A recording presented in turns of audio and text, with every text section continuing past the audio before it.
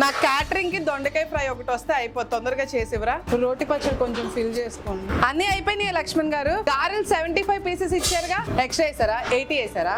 Okay.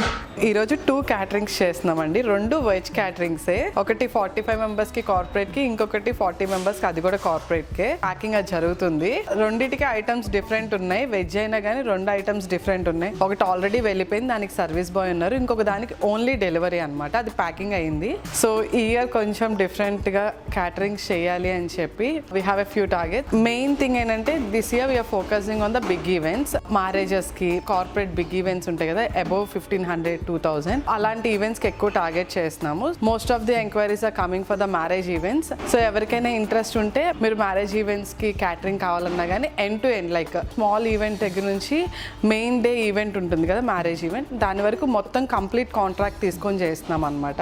And out of city కూడా చేస్తున్నాము అండి. ఖమ్మం కానివ్వండి, నిజామాబాద్, విజయవాడ, వరంగల్, ఇట్లా కూడా అవుట్ ఆఫ్ హైదరాబాద్ కూడా క్యాటరింగ్స్ చేస్తున్నాం ఇప్పుడు.